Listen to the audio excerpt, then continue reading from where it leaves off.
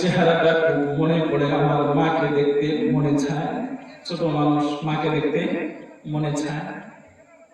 হুজুর, আপনি কি আমাকে কিছুদিনের জন্য ছুটি দিবেন? আমি আমার মাকে দেখে চলে আসবো। ওস্তাদ জি বলেন, না, তোমাকে ছুটি দেওয়া যাবে না। তোমার মা বলে গিয়েছে তুমি আলেম না হওয়া পর্যন্ত বাড়িতে যাইতে পারবা না। কিন্তু বাইজিদের পিরাপিরিতে উস্তাদ রাজি হয়ে গেছে আর বলতেছে তোমাকে অবশ্যই ছুটি দেওয়া হবে, তবে শর্ত হচ্ছে পবিত্র কালামুল্লাহ শরীফের এই অংশ থেকে এই অংশ পর্যন্ত তোমাকে মুখস্থ করতে হবে।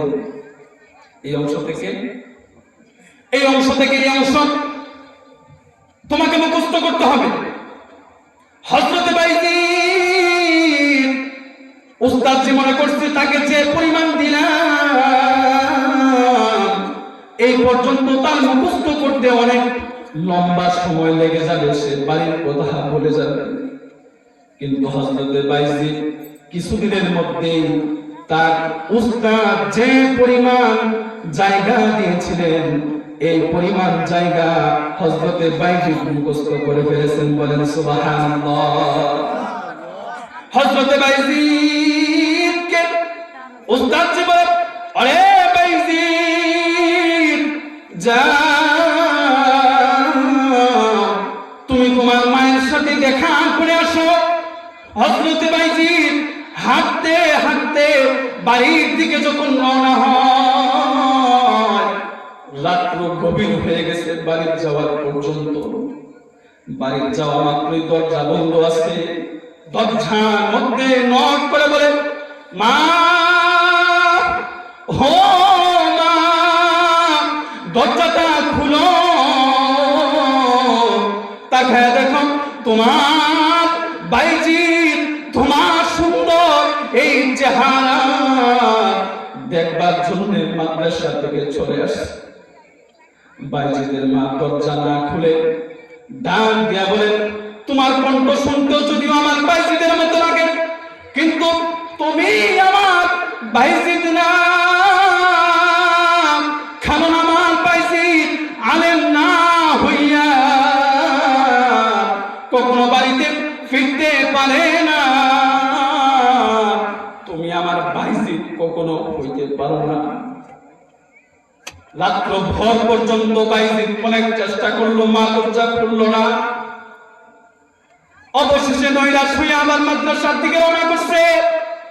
মাদ্রাসা যাইয়া উস্তাদ জি বলে, কে বাইজিদ, মাত্রই তো গেলাম, এত তাড়াতাড়ি কেন ফিরলাম?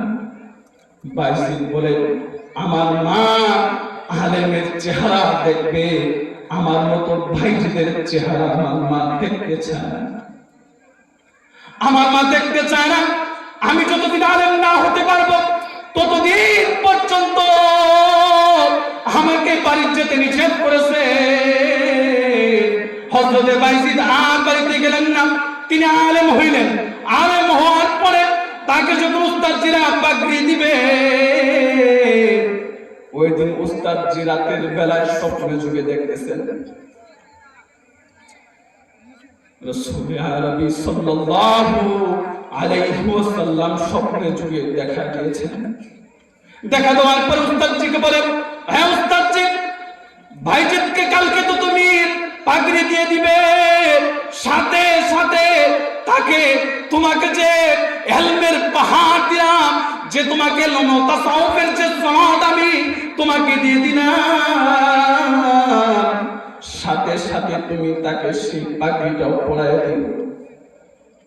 হযরত বাইজিদ পাগড়ি নিয়া হাঁটতে হাঁটতে বাড়িতে যাইয়া ডাক দিয়া বলেন, ওগো মা, দরজাটা এবার খুলো। তোমার বাইজিদ আর সাধারণ বাইজিদ হইয়া আসে না, বরং আলেম হইয়া তোমার বাড়িতে আসে। সুবহানাল্লাহ জোরে বলেন। মা জননী দরজাটা খুলেছেন। তাকায়া সন্তানের দিকে তাকায়া আল্লাহ তাআলার কাছে শুকরিয়া আদায় করে বলেছেন, আলহামদুলিল্লাহ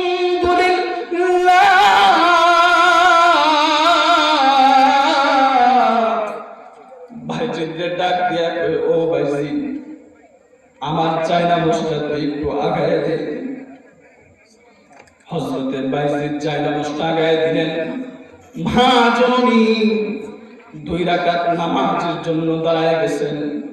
নামাজ শেষ করার পরে আল্লাহর সামনে হাত তুলে বলেন, ওগো আসমানের মালিক,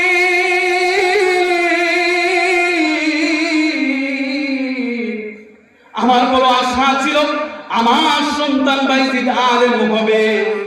আলেম হয়ে যেহেতু বাড়িতে আসলে আমি আর পৃথিবীতে থাকতে চাই না।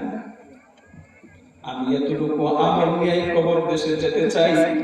এই নামাজের মধ্যে দোয়া করার মধ্যে আল্লাহর বান্দি পৃথিবী ছেড়ে চলে গিয়েছেন। বলেন সুবহানাল্লাহ। তিনি ছিলেন বাইজিদের মা। আর আমাদের সন্তানকে মাদ্রাসায় ভর্তি করার পরে তিনি চলে যায়, জামা সন্তানকে একটু দেন, কয়দিন ধরে দেন। এরকম করা যাবে না। সন্তানকে মহব্বত করে ভালোবেসে আদর করে করে মাদ্রাসায় দিয়ে আসবেন। আলেম হয়ে যখন আপনার বাড়িতে ফিরবে সেদিন বুঝতে পারবেন তার চেহারা দেখলে কত মজা লাগে। কোন আলেম এই পর্যন্ত পাইছেন তার আলেম, সে সন্তান আলেম তার মাকে খাবার দেয় না? আমরা যেহেতু মসজিদে ইমামতি করি, বহু বিচারে যাওয়া লাগে। আলহামদুলিল্লাহ এই পর্যন্ত এরকম কোন বিচারে যাওয়া লাগে নাই যে একজন মুয়াজ্জিন তার মাকে ভাত দেয় না, একজন মুয়াজ্জিন তার বাবাকে গায়ে হাত দিয়েছে, এরকম আমাদের নজরে পড়ে নাই। আলহামদুলিল্লাহ। এজন্য মাদ্রাসাগুলিকে মহব্বত করবেন, নিজের সন্তানগুলিকে মাদ্রাসায় দিবেন। ইনশাআল্লাহ দেখবেন এই সন্তানগুলি অনেক বড় হবে, আপনাদের খেদমত করবে। আল্লাহ তাআলা যেন আমাদের সবাইকে আলেমের পিতা মাতা হওয়ার তৌফিক দান করেন। বলুন আমিন। ওয়া আখিরু দাওয়ানা আলহামদুলিল্লাহি রাব্বিল আলামিন। মাশাআল্লাহ।